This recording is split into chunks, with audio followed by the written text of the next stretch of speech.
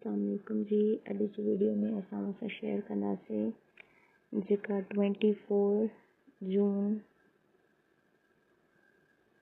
25 वारी टेस्ट थी हुई, मतलब कि जेका अॼु वारी टेस्ट थी हुई असां उहो शेयर कंदासीं। हिन में हूंदा एवरीडे साइंस एंड इस्लामिया जा MCQ। हलूं था पंहिंजे पहिरें MCQ जी तरफ़, जेको एवरीडे साइंस मां आहे। त उहा आहे the primary function of ozone layer. Ozone layer जो प्राइमरी फंक्शन छा आहे?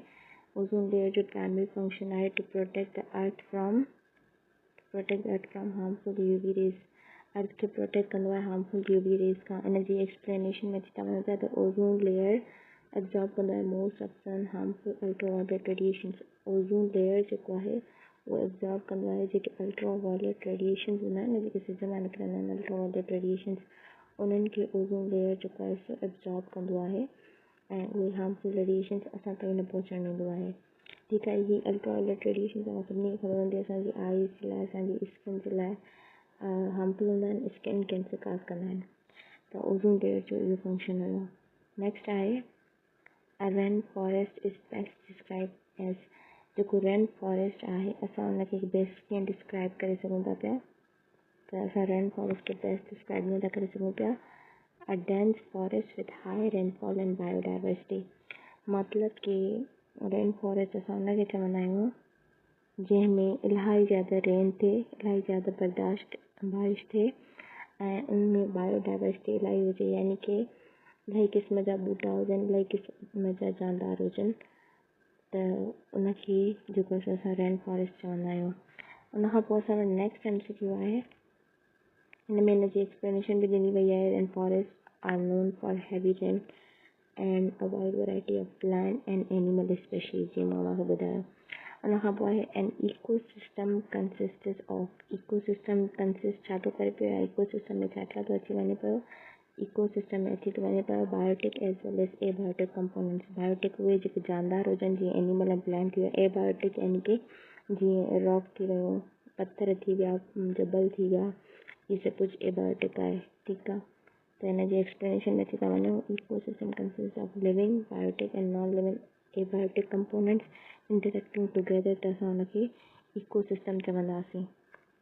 हुनखां नेक्स्ट MCQ आहे a mosquito sucking human blood is an example of पैरासिटिज़म।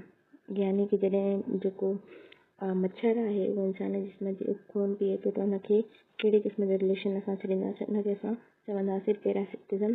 पैरासिटिज़म इहो हूंदो आहे कि कोई बि जेको हिकिड़ो इंडिविजुअल आहे उहो ॿिए खे नुक़सानु पहुचाए ऐं हुन ते डिपेंडेंट हुजे। त मच्छर जेको आहे सो इंसान जे ब्लड ते डिपेंडेंट हूंदो आहे ऐं उनखे बीमार कंदो आहे।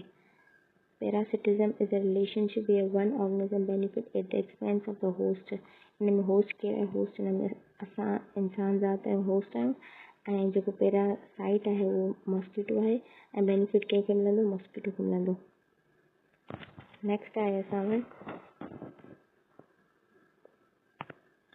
The process of conversion of liquid water into vapours में। मां पहिरियां बि तव्हांखे ॿुधाए चुकी आहियां कि जॾहिं बि लिक्विड जेको आहे सो वाटर वेपर में कन्वर्ट थींदो आहे त उनखे असां एवापोरेशन जो प्रोसेस चवंदा आहियूं। बॉइलिंग पॉइंट जे थ्रू जेको आहे सो इहो प्रोसेस कन्वर्ट थींदो आहे। त हिते ऑप्शन आहे एवापोरेशन करेक्ट ऑप्शन आहे। उनखां पोइ नेक्स्ट MCQ आहे decomposers play an important role in. Decomposers जेको आहे सो इम्पोर्टेंट रोल प्ले कंदा आहिनि छा में? डीकम्पोज़र्स उहे जीअं बैक्टीरिया था अची वञनि, त जीअं कुझु बि पतो वग़ैरह किरे थो पियो ज़मीन ते त उहे डीकम्पोज़र बैक्टीरिया जेका उनखे मटी में कन्वर्ट करे छॾींदा, त उहो उनखे चइबो रिसाइक्लिंग न्यूट्रिएंट्स में। त डीकम्पोज़र्स छा में हेल्प कई? रिसाइक्लिंग न्यूट्रिएंट्स में। अगरि हीअ वारा न हुजनि हा त कोई बि जेको आहे सो पंहिंजो फॉर्म, जीअं डेड बॉडी वग़ैरह थी वई या पत्ता वग़ैरह थी विया या उहे ख़तमु न थी सघनि हा, उहे उन पंहिंजे असुल फॉर्म में हुजनि हा। त डीकम्पोज़र्स इलाही इंपॉर्टेंट आहिनि। डीकम्पोज़र्स जी एक्सप्लेनेशन में चवंदा आहिनि डीकम्पोज़र्स ब्रेक डाउन कंदा आहिनि डेड ऑर्गेनिज़म्स खे, डिसाइकिल न्यूट्रिएंट्स, उन्हनि मां न्यूट्रिएंट्स खे रिसाइकिल कंदा आहिनि बैक इनटू द इकोसिस्टम में। त इहे छा कंदा आहिनि? न्यूट्रिएंट्स खे रिसाइकिल कंदा आहिनि। उनखां पोइ असां नेक्स्ट हलिया था वञूं पिया MCQ ते। चवे थो त the leading cause of water pollution. Water जी पॉल्यूशन जो लीडिंग काज़ छा आहे? वाटर जी जेका पॉल्यूशन थिए थी, पाणी जेको गंदो पाणी थिए थो हुनजी जेको पॉल्यूशन आहे उनजो लीडिंग काज़ मेन सबबु कहिड़ो आहे, उहो आहे इंडस्ट्रियल वेस्ट। जॾहिं बि इंडस्ट्रीअ जो गैर ज़रूरी मादा, हार्मफुल मादा, केमिकल्स वग़ैरह पाणी में अची करे मिलनि था त उहे पाणीअ जी पॉल्यूशन काज़ कराइनि था। नेक्स्ट आहे असां वटि डिफॉरेस्टेशन काज़िस, जेके असां फॉरेस्ट्स हूंदा आहिनि, जेके फॉरेस्ट चइजनि, उन्हनि खे जॾहिं असां कटींदा आहियूं त उन्हनि जा सबबु छा आहिनि, उन्हनि जे करे छा थींदो आहे, उहो थींदो आहे pollution by reducing oxygen level and increasing carbon dioxide in the atmosphere में। असां सभिनी खे ख़बर आहे त ॿूटा जेके आहिनि असांखे ऑक्सीजन ॾींदा आहिनि, ठीकु आहे, ऐं कार्बन डाइऑक्साइड जेको आहे सो एब्ज़ॉर्ब कंदा आहिनि, उन्हनि मां उहे फूड ठाहींदा आहिनि, ठीकु आहे।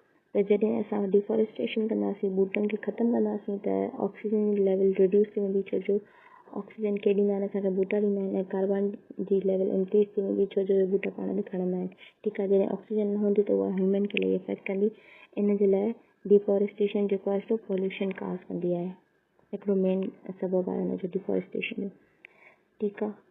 The bond that form by the sharing of electron जी शेयरिंग जे बॉन्ड खे असां छा चवंदा आहियूं, कोवेलेंट बॉन्ड चवंदा आहियूं। जॾहिं बि हिकु एटम पंहिंजा इलेक्ट्रॉन ॿिए एटम सां शेयर करे त उनखे छा चवंदासीं असां, कोवेलेंट बॉन्ड चवंदासीं। Sharing of bond is called covalent bond. Next आहे the factor that primarily increase the reactivity of alkali metals. जेके बि अल्कलाई मेटल्स आहिनि उन्हनि जी रिएक्टिविटी, उन जे रिएक्शन खे वधाए, त उन फैक्टर खे असां छा चवंदासीं, उनखे चवंदासीं increase in atomic size. Atomic size जे वधण जे करे इन जी एक्सप्लेनेशन ॾिसूं था, लार्ज एटम्स जेके हूंदा आहिनि lose their outer electron more easily increasing reactivity. हाणे हिते फॉर एग्जाम्पल असां हिकिड़ो, ठीकु आहे, एटम था वठे, हुन जो न्यूक्लियस हुन जा शेल्स आहिनि, ठीकु आहे, हीउ वॾो वारो ऐं हीउ नंढो वारो, ठीकु आहे। त हीउ जॾहिं नंढो वारे खे हिकिड़ो ई शेल हूंदो, हिन में इलेक्ट्रॉन हूंदा, त हीउ उनखे न्यूक्लियस पाण में इलाही ज़्यादा अट्रैक्ट करे रहंदो। अच्छा, पहिरें शेल में सिर्फ़ु 2 इलेक्ट्रॉन्स हूंदा आहिनि, त न्यूक्लियस हिननि ॿिन्हिनि इलेक्ट्रॉन खे पाण इलाही मज़बूतीअ सां पकिड़े बीहंदो, इन जे लाइ हिन जी रिएक्टिविटी जेका घटि हूंदी। पर जेकॾहिं हिते पहिरें शेल में 2 हूंदा आहिनि, ॿिए शेल में, ठीकु आहे, त हीउ जेको न्यूक्लियस हूंदो उहो हिननि खे पकिड़े बीहंदो ऐं वरी हिननि खे मज़बूती सां पकिड़े बीहंदो, पर जेके हीउ पोइ वारा हूंदा आहिनि उन्हनि खे थोरो ग्रेविटी जेको आहे सो घटि मिलंदी। जीअं असां ज़मीन खां मथे वेंदा वेंदा आहियूं त असांजी ग्रेविटी जेको आहे सो घटि थींदी वेंदी आहे, ईअं अहिड़ो ई कॉन्सेप्ट आहे। त हिते छा थींदो, जेके लार्ज एटम्स हूंदा उन्हनि जा इलेक्ट्रॉन्स ईज़ीली ॿियो कोई बि जेको एटम आहे उहो वठी सघे थो पियो, त हिते इंक्रीज़ कंदो, हिते ऑप्शन थींदो correct, increase in atomic size, उन्हनि जी रिएक्टिविटी खे वधाईंदो आहे। नेक्स्ट आहे the lowest layer of earth atmosphere is earth J atmosphere जो लोवेस्ट लेयर कहिड़ो आहे, ट्रोपोस्फेयर।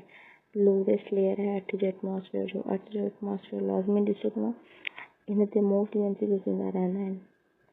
नेक्स्ट आहे if you face an error in your reading due to improper functioning of an instrument, such an error is called systematic error।